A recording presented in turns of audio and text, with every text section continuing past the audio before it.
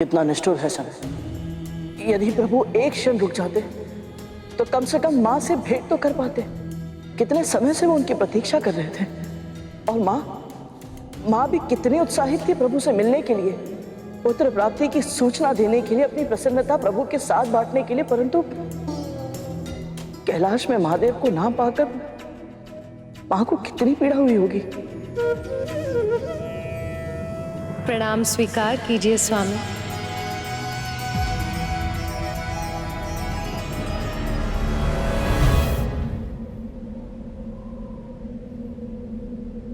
ये कैसी लीला रच रहे हैं आप। कैलाश का कण कण मुझे बता रहा कि आप मेरी प्रतीक्षा में व्याकुल थे, परंतु अब जब मैं यहाँ आ गई तो आप मुझे अपने दर्शन नहीं दे। ऐसा क्यों प्रभु? कहाँ हैं आप? यहाँ देवी पार्वती प्रभु महादेव से मिलने की प्रतीक्षा कर रही थी और उधर गजासुर ने अपने भाई के साथ महादेव से वरदान लेने का प्रण किया था। चाहे कुछ भी क्यों ना हो जाए, महादेव को वहां से जाने मत देना। महादेव तो भोले, वो हमारी बात मान लेंगे, किंतु विष्णु वो बहुत चालाक है। यदि उसे पता चला तो वो हमारी योजना को भी असफल कर सकता है। उसने पहले भी हमारे साथ छल किया था। हो सकता है कि महादेव एक बार लौट जाए तो उन्हें पुनः पकड़ने का अवसर मिलना असंभव हो जाए। इसीलिए किसी भी मूल्य पर उन्हें अपने उदर में बसने के लिए विवश करना होगा गजासुर। और यदि तुमने ऐसा किया तो तुम अमर हो जाओगे और हम दोनों भाई संसार के सबसे शक्तिशाली असुर बन जाएंगे और तीनों लोकों का शासन हमारी मुट्ठी में होगा।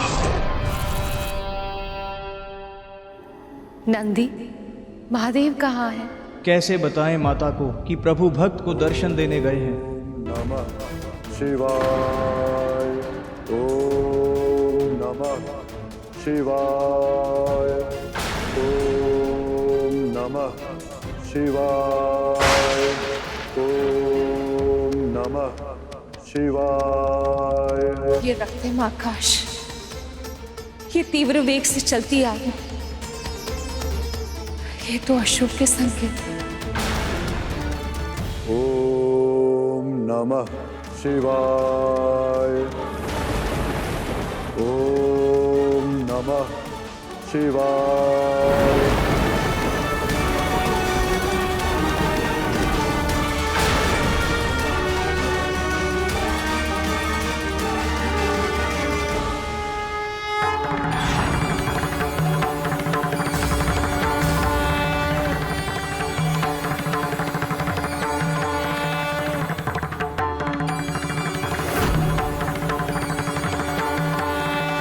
महादेव,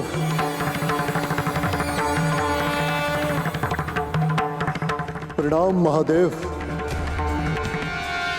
तुम्हारी तपस्या पूर्ण हुई गजासुर। अमरता के अतिरिक्त जो मांगना है मांगो वरदान में। मुझे आपसे 2 वरदान चाहिए महादेव। पहला तो ये कि मेरे तन से निरंतर ऐसी अग्नि निकलती रहे जिसके कारण कोई भी देवी देवता, सुर, गंधर्व, मानव, दानव, ऋषि मुनि कोई भी मुझे छू तक ना पाए।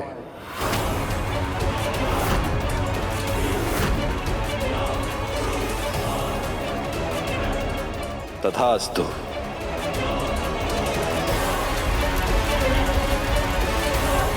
और मेरी दूसरी इच्छा यह है महादेव कि आप मेरे उदर में निवास करें।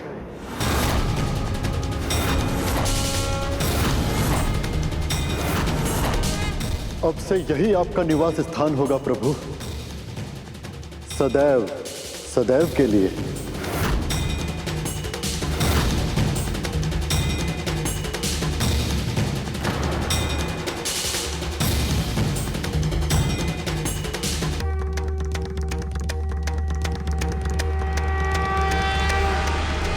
उसने ऐसा वरदान मांगने के बारे में सोचा भी कैसे गुरुदेव?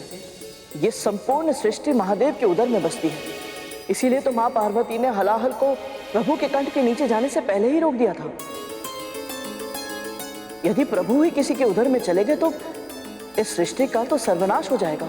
महादेव ने भी गजासुर को यही समझाने का प्रयास किया, परंतु विनाश के समय बुद्धि साथ छोड़ देती है गरुड़। तो क्या वो असुर महादेव के मना करने के बाद भी नहीं माना?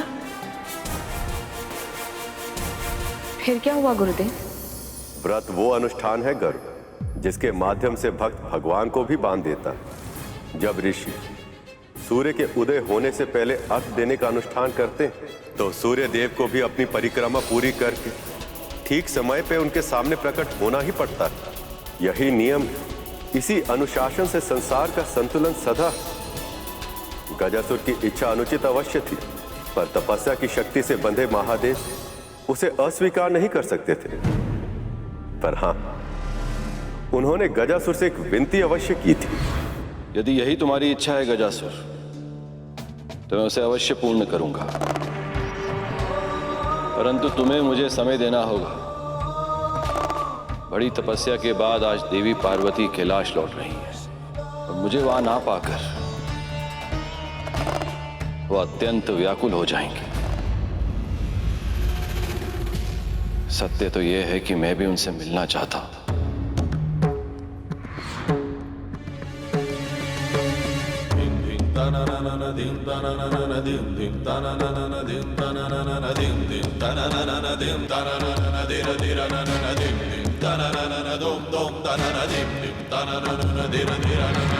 भले ही मेरा मिलन एक क्षण का ही क्यों ना हो, भले ही उनसे मिलने के उपरांत मुझे यहां तुरंत लौटना पड़े। पार्वती शक्ति है मेरी। प्रभु से वियोग के कारण विचित्र सी बेचैनी का आभास हो रहा है मुझे उनसे भेंट करनी ही होगी। क्षमा कीजिएगा महादेव, परंतु यदि आपको यहां से जाने दिया तो बहुत बड़ा संकट उत्पन्न हो सकता है मेरे लिए, और मुझे अपने प्राण अत्यधिक प्रिय हैं। आपने मुझे वर दिया है महादेव, और आपको अपने वचन का पालन तो करना ही होगा। इसी क्षण से आपको मेरे उदर में निवास करना ही होगा प्रभु।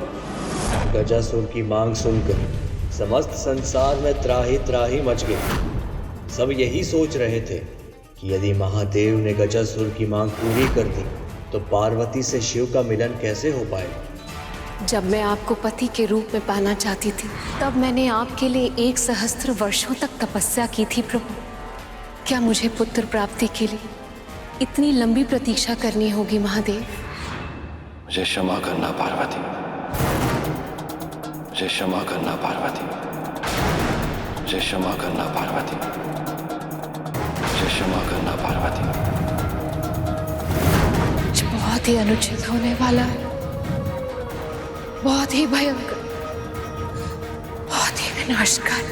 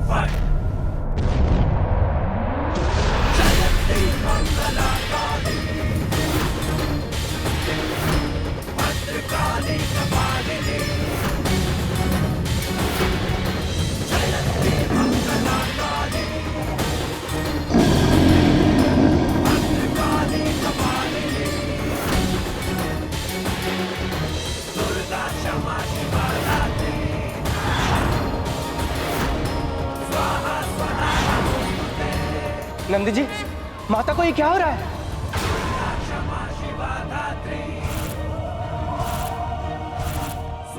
माँ के भीतर जो प्रेम की ऊष्मा थी वो अब क्रोध की ज्वाला बन रही है।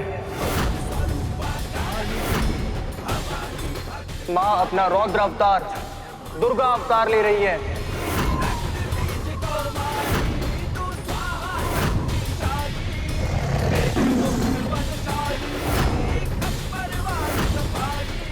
यदि इन्हें रोका नहीं गया तो समस्त संसार को नष्ट होने से कोई नहीं बचा सकता।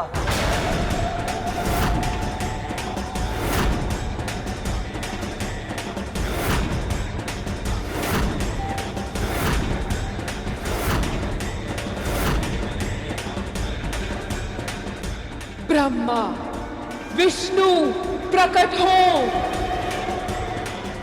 जब स्वयं शक्ति ही क्रोध करे तो इस जगत की रक्षा कौन करे?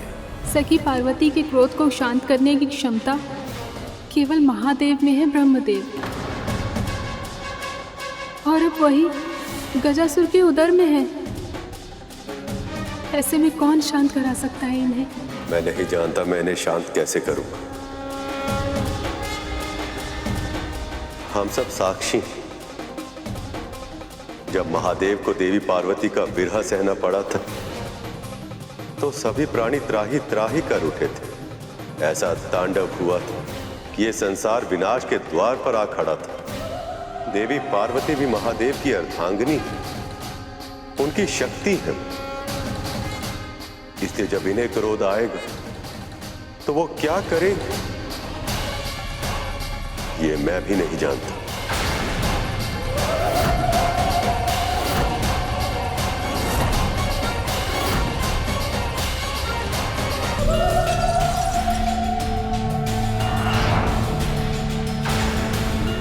देवी, आपके पास तो हर क्षण का लेखा जोखा होता है। बताइए कहाँ है महादेव?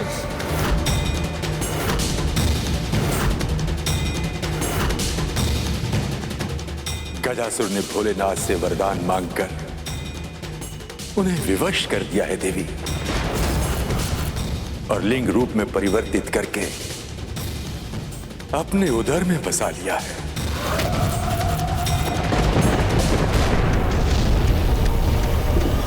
गजासुर! गजासुर! गजासुर!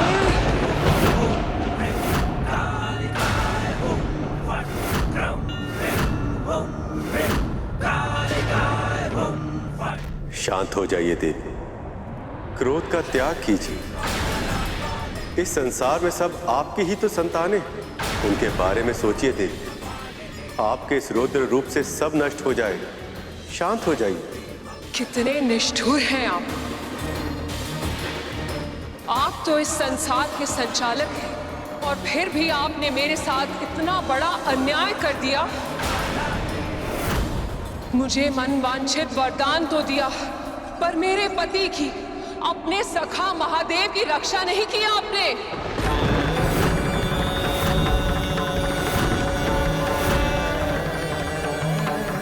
आप अच्छी तरह जानती हैं देवी, भक्त और भगवान के बीच में कोई नहीं आ सकता, मैं भी नहीं। पर भक्ति तो मैंने भी आपकी की थी विष्णु,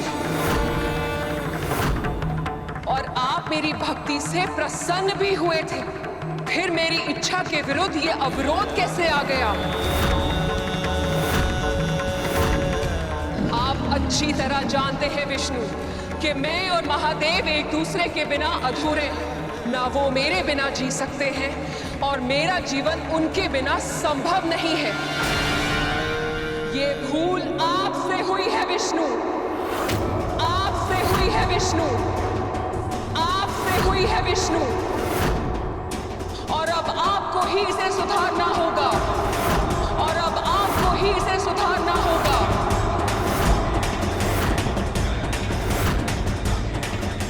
महादेव को वापस लेकर आना होगा आपको।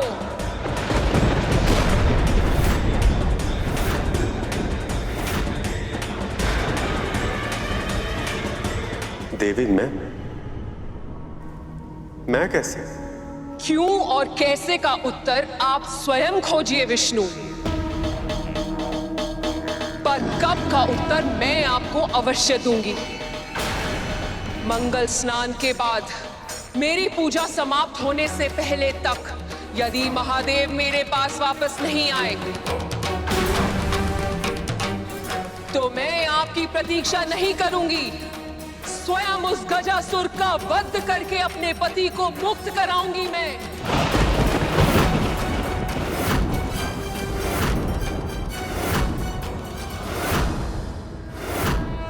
पर स्मरण रखिएगा, यदि मुझे ये करने के लिए विवश होना पड़ा तो समुद्र सूख जाएंगे, पर्वत भस्म का ढेर बन जाएंगे, धरती अग्नि उगलेगी और बादल रक्त की वर्षा करेंगे। यदि मुझे रौद्र रूप धारण करना पड़ा तो ये संसार नष्ट हो जाएगा विष्णु।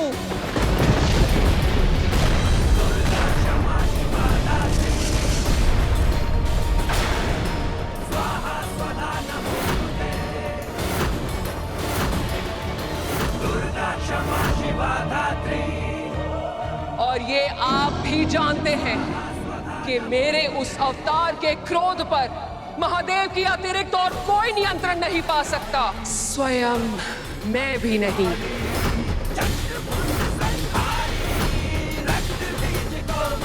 तो फिर प्रभु ने क्या किया गुरुदेव? गजासुर का पहला वरदान तो ये था कि उसे कोई छू भी नहीं पाएगा। तो फिर प्रभु विष्णु महादेव को छुड़ाकर कैसे लाए? प्रभु विष्णु के लिए समस्या केवल गजासुर नहीं था, उसका भाई गजमुखासुर भी था, जो सृष्टि में अंधेरा होते ही समझ गया था कि उसके भाई की तपस्या पूरी हो गई और अब वो अपनी शक्तियों का प्रयोग करने के लिए स्वतंत्र है। संसार पर ऐसी भीषण विपदा पड़ी थी जो ना तो किसी ने कभी देखी थी और ना ही सुनी थी। प्रभु विष्णु और ब्रह्मदेव के पास इन दोनों समस्याओं में से किसी का भी समाधान नहीं था और समय उनके हाथों से सूखी रेत की तरह फिसलता जा रहा है।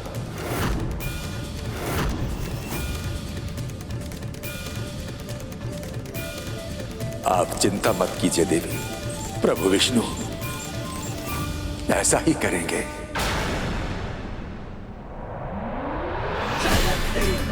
हाँ देवी, जो आवश्यक होगा वो सब करूंगा, पर महादेव को वापस अवश्य लेकर आऊं, समय से पहले और किसी भी मूल्य पर।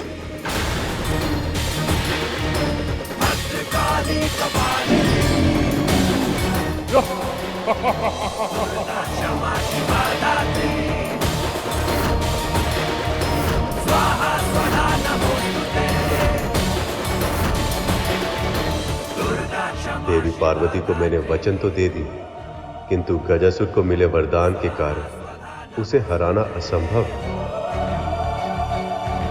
पर यदि देवी पार्वती के मंगल स्नान के पूर्ण होने से पहले मैंने अपना वचन पूर्ण नहीं किया तो इसका परिणाम पूरे संसार को भोगना पड़ेगा। विष्णु और ब्रह्मदेव के पास इन दोनों समस्याओं में से किसी का भी समाधान नहीं था और समय उनके हाथों से सूखी रेत की तरह फिसलता जा रहा था,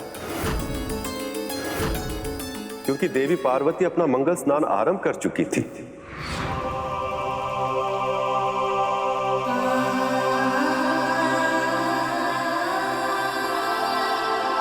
भक्त की पुकार सुनते ही दौड़े चले गए महादेव।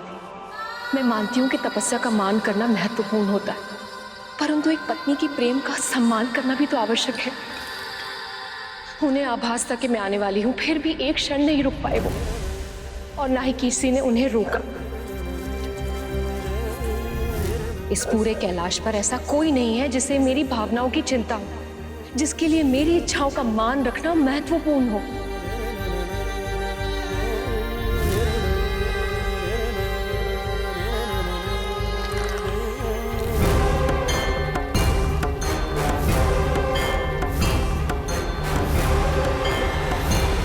अब जो मेरा पुत्र होगा वो मेरी हर आज्ञा का पालन करेगा। जिस तरह यशोदा का कान्हा उन्हें सताता है, परंतु सबसे अधिक प्रेम भी वो उन्हीं से करता है, ठीक वैसे ही मेरा पुत्र भी मेरे साथ ऐसा ही करेगा। मेरे लिए सबसे टकरा जाएगा वो, डांट पड़ने पर कान पकड़कर क्षमा भी मांगेगा, और यदि उसने शरारत की तो उसे भी मैं ओखली से बांधकर दंड दूंगी।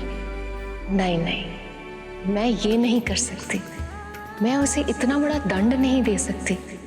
कान्हा माखन चुराता है तो यशोदा उसे डांट देती है, परंतु मैं अपने पुत्र को एक से एक उत्तम व्यंजन बनाकर खिलाऊंगी, और तब तक खिलाऊंगी जब तक उसके पेट के साथ साथ उसका मन नहीं भर जाता। अपने पुत्र के मन, मस्तिष्क, यहाँ तक कि प्राण वायु को भी मैं स्नेह से भर दूंगी। और ऐसे ममता भरी भावना से मां पार्वती ने गढ़ी थी एक अप्रतिम रचना।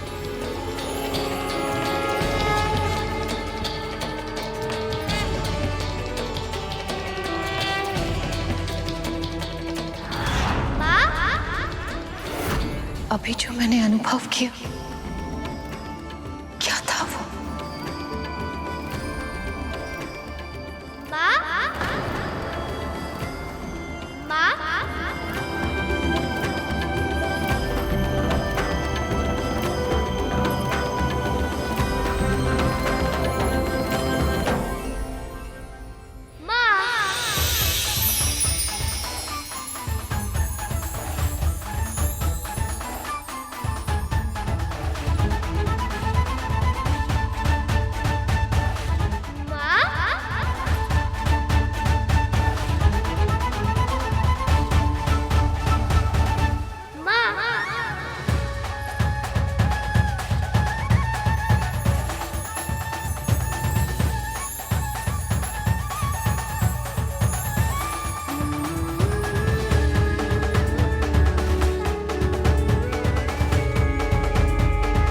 और इस सुंदर बालक को देखकर मां पार्वती ऐसे मोहित हुई कि अपने ही पुत्र को पहचान नहीं पाई। बालक? ओहो, तू कौन है? यहाँ आजा।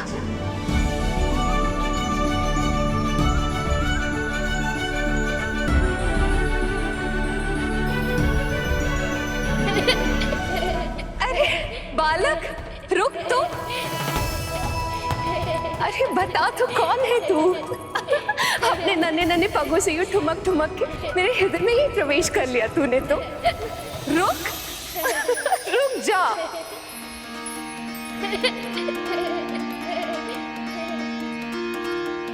पार्वती के मन में उमड़ी ममता, माँ की गोद में आए विघन हरता। पार्वती के मन में उमड़ी ममता, माँ की गोद में आए विघन हरता। अद्भुत बालक फरमा प्रेम लुटाती, प्रथम देवता जग में उसे बनाती। हाँ, प्रथम क्या हुआ माँ? ठीक तो है ना? आप थक गई है माँ? जय प्रथम देवा श्री गणेश, जय विघ्न हरता श्री गणेश, जय प्रथम देवा श्री गणेश, जय विघ्न हरता। ये लीजिए, जल पीजिए माँ।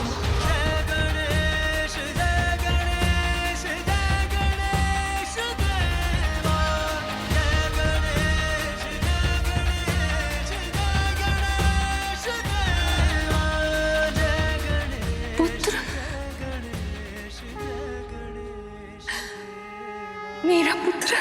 हाँ माँ, मैं आपका ही पुत्र हूँ, आपके हृदय से जन्मा हूँ। केवल आपके लिए इस संसार में आया हूँ। अब से आपकी सेवा ही मेरा सुख, और आपका सुख ही है मेरा उद्देश्य। एक माँ के लिए सबसे बड़ा सुख होता है अपनी संतान से प्रेम और अनुराग पाना। माँ पार्वती को भी यही प्रसन्नता थी कि अब कोई कैलाश में उनके दुख और सुख का ध्यान रखने वाला आ गया है।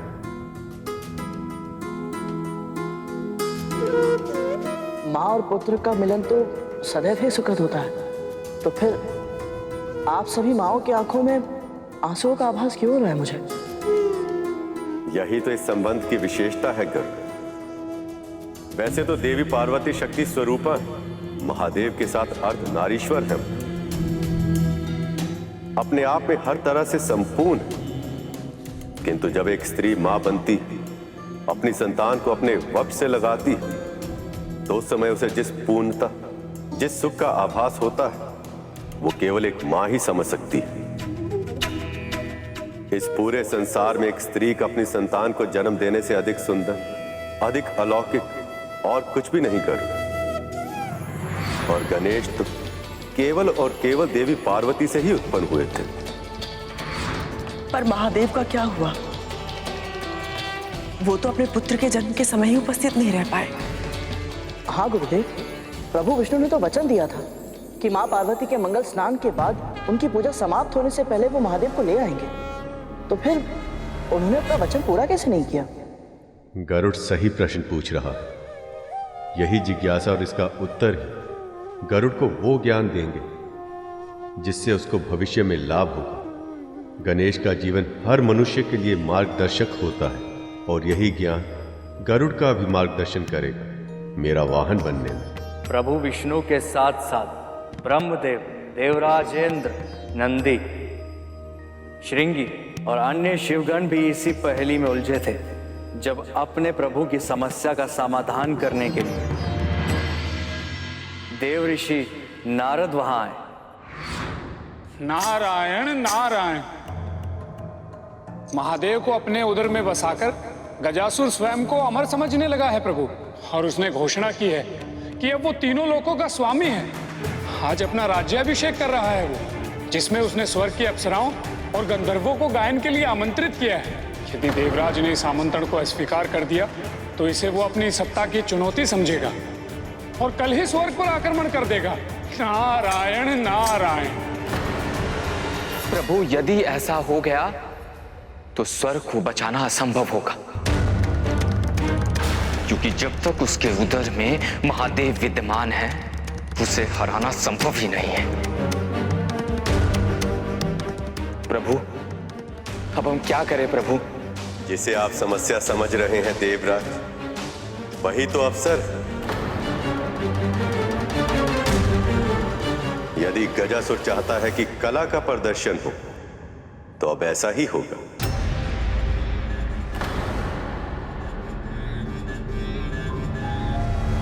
हम छद्मवेश में वहां जाएंगे और अपनी कला का ऐसा प्रदर्शन करेंगे कि गजासुर हमें हमारी इच्छा के अनुसार पुरस्कार देने के लिए विवश हो जाएगा।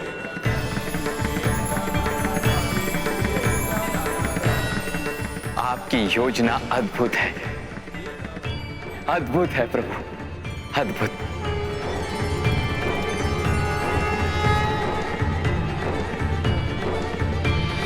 एक और प्रभु विष्णु, इंद्र, नंदी, श्रृंगी और अन्य सभी शिवगण महादेव को मुक्त करने के अभियान पर निकले। वहीं दूसरी ओर वैकुंठ में देवी लक्ष्मी और देव ऋषि नारद को मां पार्वती की हंसी का स्वर सुनाई दिया। जब उन्होंने कैलाश की ओर देखा तो चकित रह गए। पुत्र रुक जा। माँ, मैं जो समझ रहा हूं, क्या वो सत्य है? पूरी तरह सत्य है देवर्षि। इस बालक ने सखी पार्वती के हृदय से जन्म लिया है।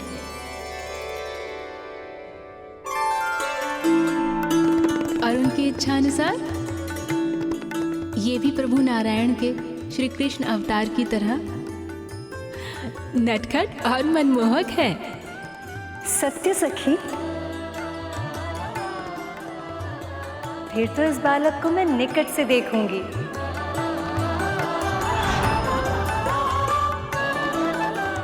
इससे भेंट की इच्छा तो मेरे मन में भी है। नारायण नारायण, माओ को अपने आकर्षण में बांध लेना और स्वयं ममता की डोरी में बन जाना, ये तो कोई आपसे सीखे प्रभु। बस कर पुत्र, बस रुक जा, आगे आ। बहुत थक गया होगा ना? चल तेरा हाथ मुंह धुला के तुझे भोजन करा देती है। बहुत भूख लगी होगी ना? पुत्र को भूख लगी है, क्यों उससे पहले माँ को कैसे पता चल जाता है?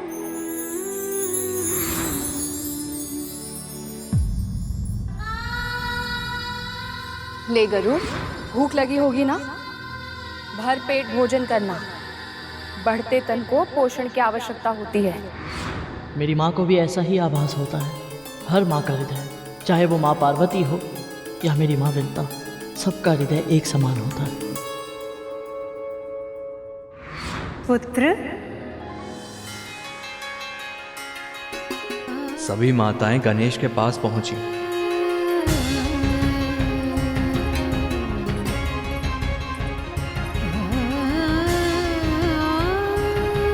माँ का हृदय पुत्र के उदर से जुड़ा होता है। जब पुत्र को भूख लगती है ना, माँ का हृदय अशांत हो जाता है।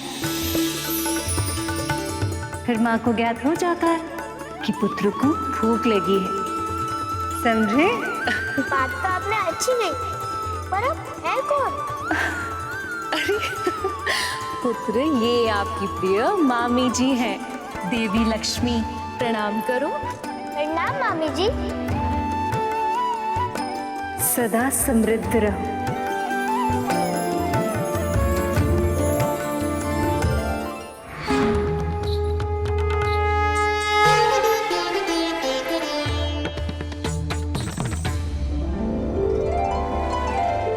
और पूरा ब्रह्मांड गणेश को अपने पुत्र की भांति प्रेम दे रहा था, आने वाले विपदा से बिल्कुल अनजान।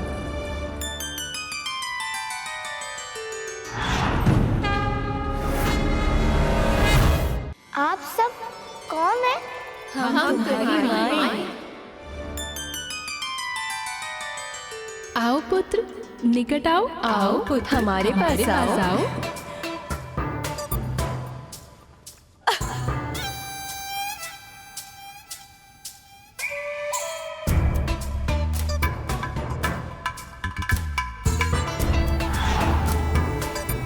तो कैलाश में ऐसा कोई आ ही गया।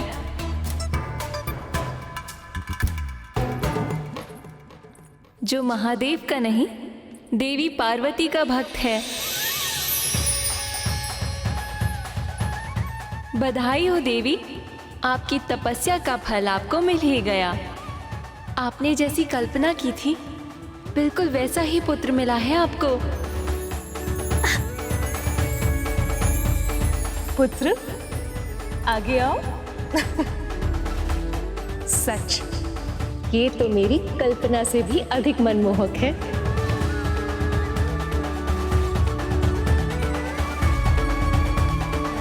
उस बालक ने न केवल देवी पार्वती बल्कि सभी माओं का मन मोह लिया।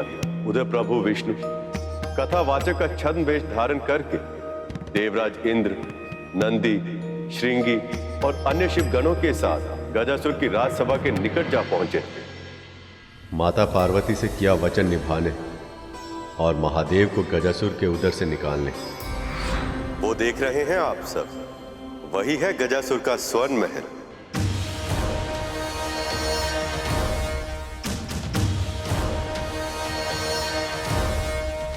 प्रभु, इसकी छटा तो बहुत ही निराली है।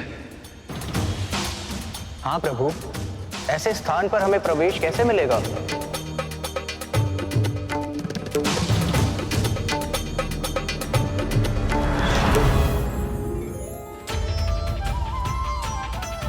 विलक्षण प्रभु, विलक्षण। ये रूप विलक्षण है।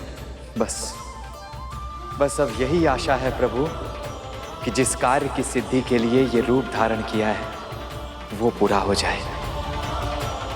हम महादेव को निश्चिंत ही मुक्त कराएंगे।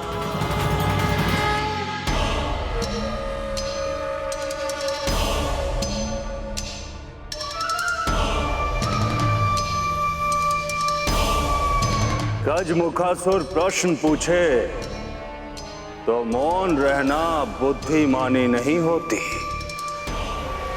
कौन हो तुम सब और यहां क्यों आए हो?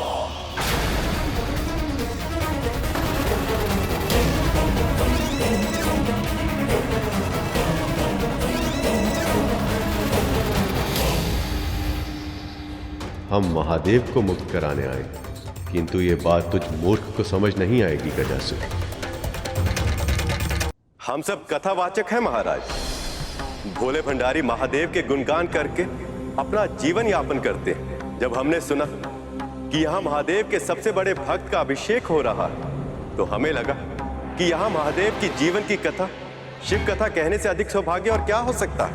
जो दिख रहा है वो है नहीं, और जो दिख नहीं रहा वो छुपा हुआ है। तुम सब आए तो एक साथ हो, किंतु तुम एक नहीं हो, अलग अलग हो। तुम सब अलग अलग हो, एक दूसरे से बिल्कुल अलग। कहीं इसने हमें पहचान तो नहीं लिया?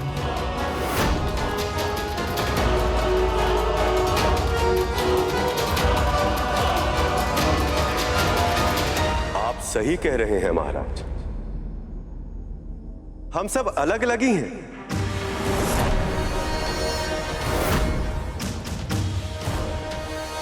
यदि हमें कुछ एक समान है तो वो है महादेव के प्रति हमारा प्रेम, हमारी शिव भक्ति।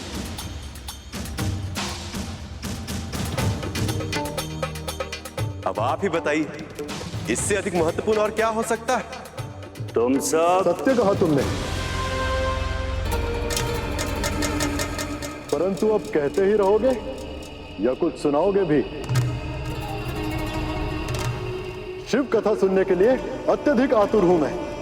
राक्षस होकर भी इसकी भक्ति भावना कितनी शुद्ध है।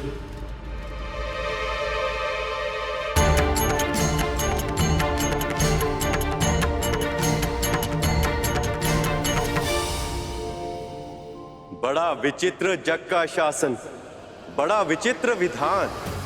समाप्त हो जब एक कथा, आरंभ हो दूसरा गान। पर जग की माया में डूबा जो, वो ये देख न पाए। संदेश यही इस कथा का, जो अब ये वाचक सुनाए। पिता दक्ष ने अपमान किया सती पति का, महायज्ञ में नहीं बुलाया, रखा ना आसन पशुपति का। सती स्वामी का देख निरादर, यज्ञ अग्नि में भस्म हुई। पत्नी रक्षा हित दौड़े शिव पर, पल भर की बस देर हुई। होना था जो विनाश हो चुका, प्राण प्रिया थी जा चुकी। खुला रुद्र का नेत्र तीसरा, क्रोधा अग्नि दहक उठी। शिव जो कल्याणकारी है संतुलन के साधक। मृत प्रिया को हाथों में लेकर अब थे विनाश को आतुर। जिस सृष्टि में प्रिया नहीं, वो सृष्टि कैसी कैसा जीवन। अब मृत्यु ही बस सत्य बने, अब हो बस तांडव नर्तन। भगवान विष्णु देवी पार्वती को दिया वचन पूरा करने गजासुर तक पहुंच गए थे, परंतु आगे जो होने वाला था उसका आभास उन्हें नहीं था।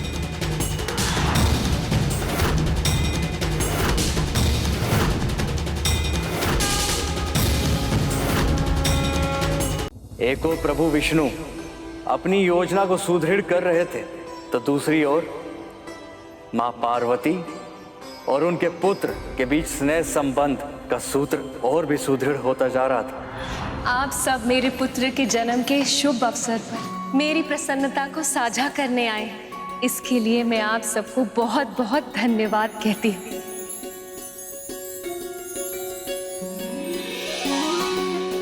परंतु आप अब ये बताइए कि मेरे पुत्र के लिए कोई उपहार लाए हैं या फिर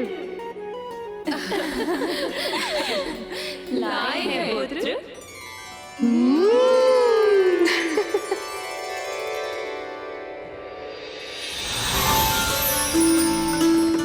पुत्र, ये सारे वस्त्र आपके लिए हैं। इसमें से जो प्रिय लगे उसे चुन लो।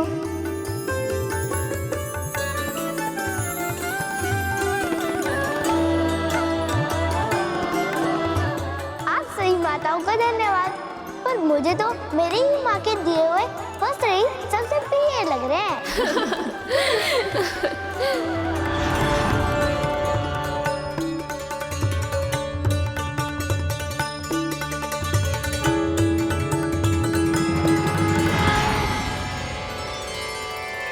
फूलों का श्रृंगार रूप सज्जा के लिए आवश्यक होता है पुत्र। स्वयं चुनो, इनमें से कौन से पुष्प सबसे अधिक प्रिय हैं तुम्हें।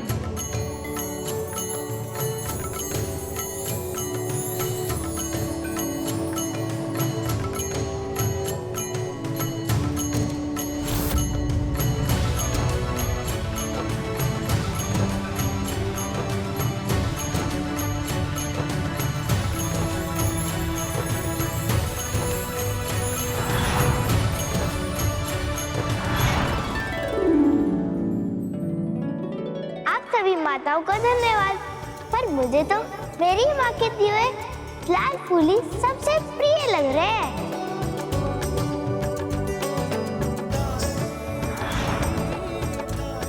सखियों, पुत्र को ज्ञात है कि सखी पार्वती क्या उपहार देने वाली है, और उस उपहार के सामने ये हमारा उपहार का चुनाव कभी नहीं करेगा।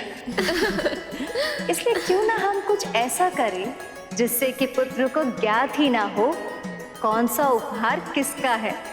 उचित विचार है सखी, तभी तो पता चल पाएगा कि सत्य में इन्हें कौन सी वस्तु सबसे अधिक प्रिय है। माँ, इन्हें प्रयास करने दीजिए, विजय तो आपके प्रेम की होगी।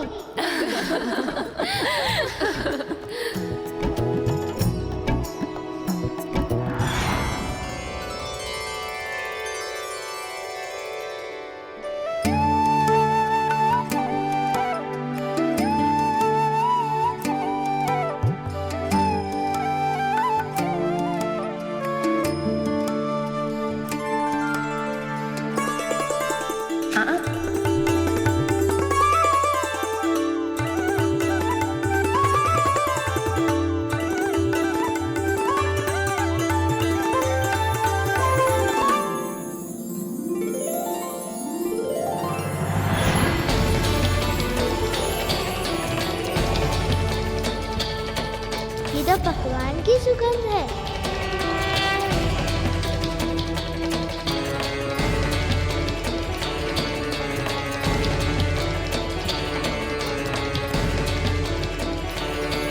ये सारे पकवान और मिठाई की सुगंध कैसे पहचानूं माँ को?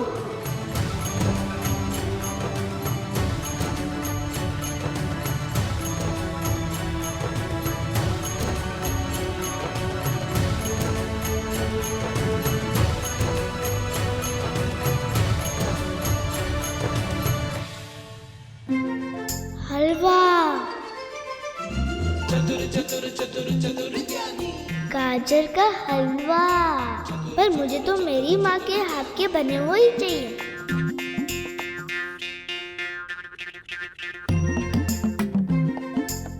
मखाने की खीर, अवश्य माँ लक्ष्मी की होगी, लेकिन माँ कहाँ है? लड्डू।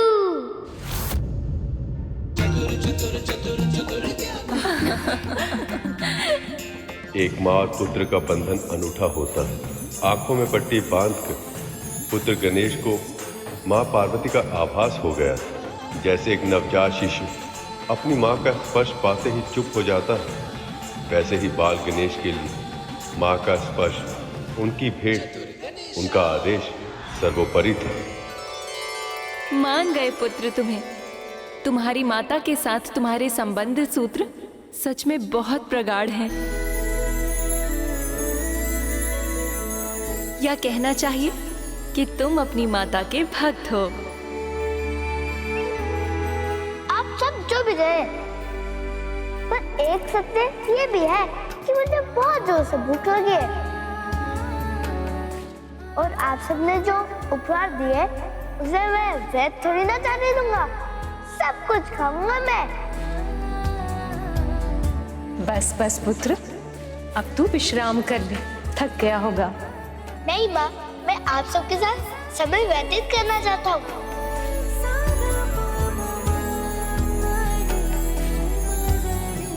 वो थक मार गई हैं और विश्राम करने के लिए मुझे कह रही हैं। दर्शन देने के लिए आप सभी का बहुत बहुत धन्यवाद। पर अब मेरी माँ को विश्राम करने की आवश्यकता है।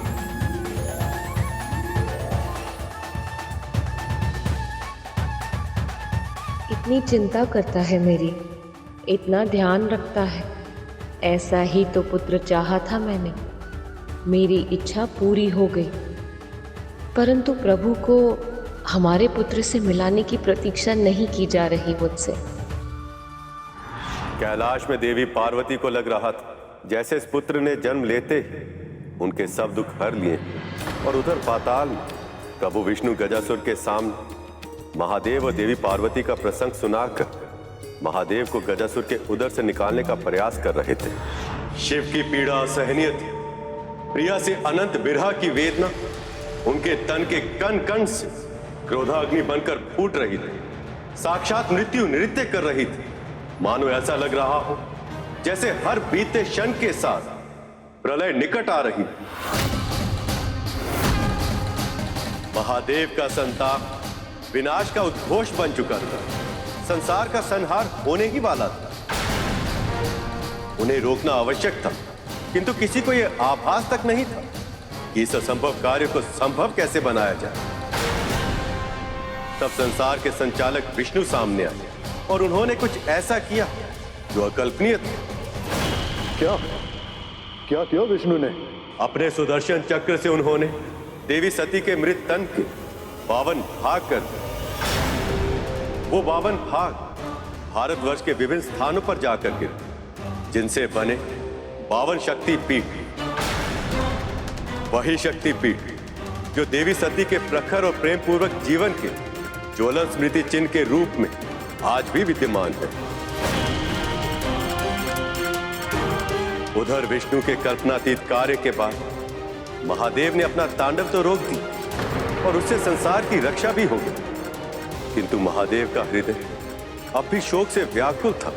सती के रूप में अपनी शक्ति, अपनी आत्मा खो दी थी उन्होंने, और उनके बिना अर्धनारीश्वर अधूरे थे। शिवा और शक्ति को तो मैंने भी अलग किया है, तो क्या संकट मेरे ऊपर भी आ सकता है? अब आप विश्राम कीजिए माँ। जिस तरह थोड़ी देर पहले तू भाग रहा था ना ताकि मैं तुझे पकड़ ना पाऊं, ठीक वैसे ही मेरी नींद भी भाग गई है तेरी मनमोहक बातें सुनकर। इसीलिए तू अब मेरी चिंता छोड़ और ये बता क्या करना चाहता है तू? अच्छा, तो झूला झूलना है तुझे? आजा फिर।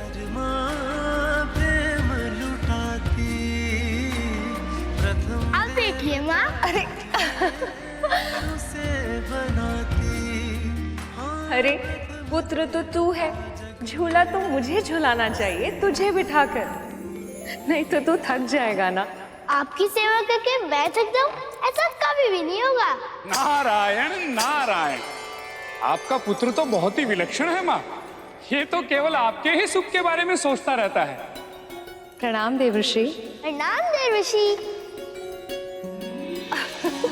आ गया। बहुत ही उचित समय पर आए हैं आप शीघ्र ही इसे आशीर्वाद भी दे दीजिए। अवश्य माँ।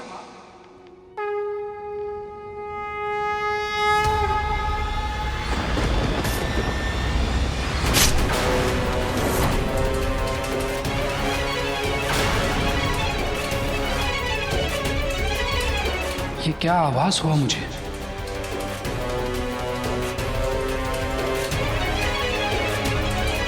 मुझे वरदान दीजिए कि मेरी मृत्यु केवल उसी के हाथों हो पाए जिसका जन्म केवल और केवल माता से हुआ हो, जिसके पिता ने स्वयं उसका शीश काटकर पुनः जोड़ा हो।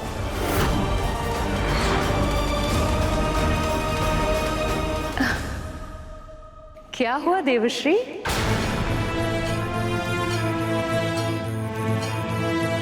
माँ को कैसे बताऊं कि मैं इनके पुत्र को दीर्घायु होने का आशीर्वाद क्यों नहीं दे सकता?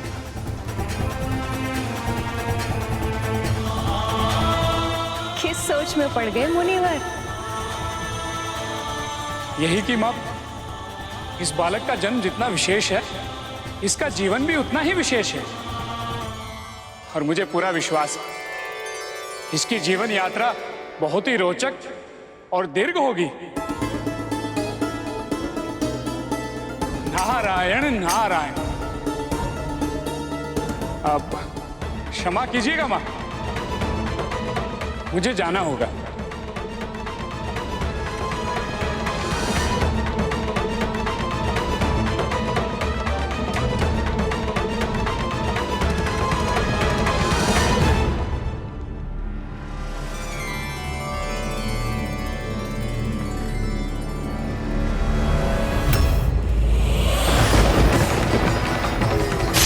जो मैंने देखा क्या वो सच में घटित होगा? यदि ऐसा हुआ तो माँ की प्रतिक्रिया क्या होगी? ये क्या आभास हुआ मुझे? एक माँ से कैसे कहूँ कि उसके संतान की आयु अधिक नहीं है? अगर ऐसा हुआ तो माँ शक्ति ये वियोग नहीं सह पाएगी। इसके परिणामों की चर्चा किसके साथ करूं? प्रभु नारायण भी अभी अपने लोक में नहीं है। देवऋषि नारद की यह चिंता उचित थी, क्योंकि उन्हें यह आभास था कि गजमुखासुर की मृत्यु की पहली शर्त केवल यही बालक पूरी कर सकता था, क्योंकि उसका जन्म केवल मां से हुआ था। किंतु उसकी मृत्यु की दूसरी शर्त को पूरा कर पाना अभी संभव नहीं था, क्योंकि उनका सिर हाथी का नहीं था, और जब तक महादेव गजासुर के उदर में थे ऐसा हो पाना भी संभव नहीं था।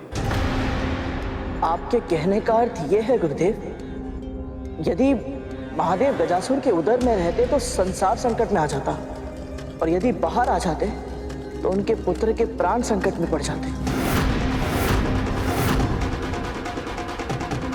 फिर क्या हुआ गुरुदेव? मां पार्वती अपने पुत्र पर आने वाले संकट से अनभिज्ञ थी। वहां प्रभु विष्णु महादेव को मुक्त कराने का कठिन प्रयास कर रहे थे।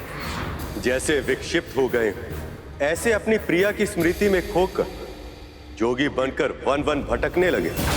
उनके कष्टों की अधिकता देवगणों के मन में शूल बनकर चुभ रही थी। वो जानते थे कि संसार को भोलेनाथ अब तभी मिल सकते हैं जब भोलेनाथ को एक बार फिर से प्रेम मिल जाए। ऐसे में देवी सती का पुनर्जन्म हो देवी पार्वती के रूप में। ओम नमः शिवाय, ओम नमः शिवाय। पर प्रेम के मार्ग में अवरोध तो आते ही हैं। महादेव और उनकी प्रिया को फिर से एक होने में कई वर्ष लगने वाले थे, क्योंकि अपने संताप से भीतर ही भीतर जलते शिव शांति की खोज में तपस्या में लीन हो गए थे। ऐसे में पार्वती ने अपने स्वामी को प्राप्त करने के लिए तपस्या करने का निश्चय किया, पर उनकी मां मैनावती ये नहीं चाहती थी कि उनकी सुकोमल पुत्री इतना भीषण तप करे। पार्वती ने तपस्या में पहले भोजन छोड़ और केवल पतियों पर निर्वाह करने का निश्चय किया, और बाद में उन्हें भी छोड़ दी। और इसी के कारण उन्हें उनका दूसरा नाम मिला, अपर्णा, अर्थात वो जो पर्ण या पतियों का भी सेवन न करे। किंतु इतनी भीषण साधना करने के बाद भी वो महादेव का ध्यान तोड़कर उनके हृदय तक नहीं पहुंच पाए। देवों के देव महादेव और मां पार्वती सचमुच प्रेम का आदर्श स्वरूप है। एक दूसरे के साथ देने के लिए, एक दूसरे के साथ रहने के लिए इन दोनों ने कितना कुछ सहा है। और जब जब ये एक दूसरे से दूर रहते हैं इस संसार पर बहुत बड़ी विपदा आ जाती है। तुमने सही कहा गरुड़। उस समय भी महादेव और मां पार्वती दोनों फिर से एक दूसरे से दूर थे। उन दोनों को ही आभास नहीं था कि कितना बड़ा संकट उनके पुत्र की ओर बढ़ रहा है।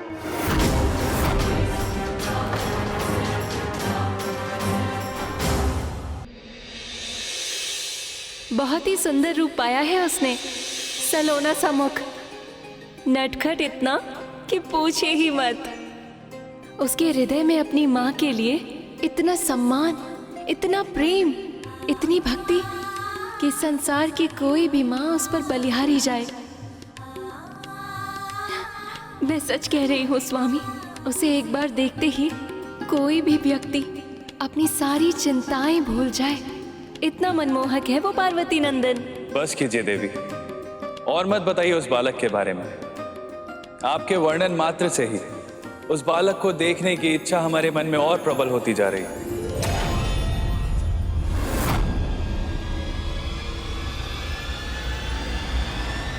पर देखूंगा तो अनिष्ट हो जाएगा। पर वो तो तब होगा ना स्वामी, जब आप सीधे अपनी दृष्टि उस पर डालेंगे। पर यदि आप किसी वस्तु की ओट से उसे छिपकर देखेंगे, तब तो ऐसा कुछ नहीं होगा। परंतु देवी, कई शताब्दियों के बाद ऐसा बालक जन्म लेता है स्वामी। उसके दर्शन करके ही मेरे चित्त को बहुत सुख मिला। और केवल सुख ही नहीं, सत्य तो ये है कि मैंने उसे देखते ही मेरे भीतर ममता का अनुभव किया।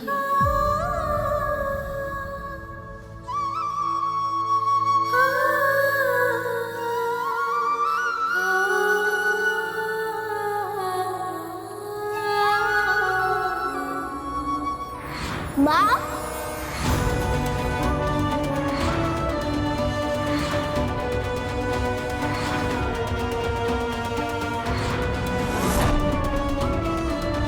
क्या वो बालक सच में इतना गुणवान है? अब तो उनके समक्ष जाकर उसे देखना ही होगा मुझे। शनिदेव के बारे में विख्यात है कि वो सदैव अपनी भावनाओं और कर्मों पर नियंत्रण रखते हैं, अपने कर्मों के परिणामों के प्रति सदैव सचेत रहते हैं, क्योंकि संसार के सभी प्राणियों को उनके कर्मों के अनुरूप दंड देना उनका उत्तरदायित्व है।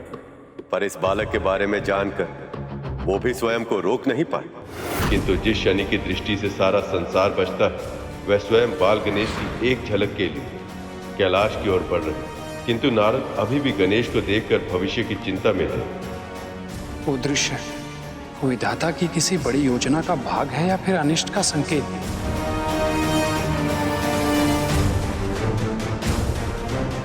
प्रणाम देव ऋषि।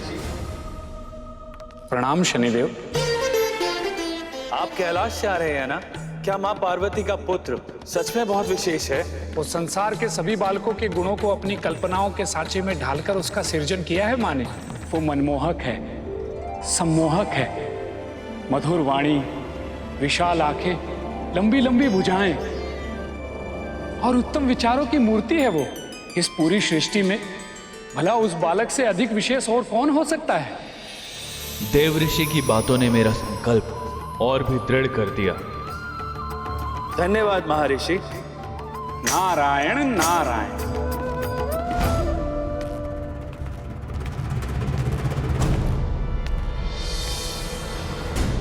शनिदेव कहीं उस बालक से भेंट करने तो नहीं जा रहे?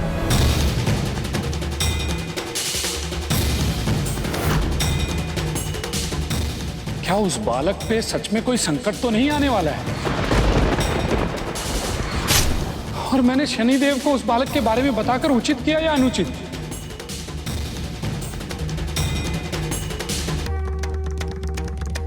नारायण नारायण। मुझे ये आभास क्यों हो रहा है कि समय का चक्र बहुत तीव्र गति से घूम रहा है और बहुत सारी घटनाएं एक साथ अनेक स्थानों पर आकार ले रही हैं।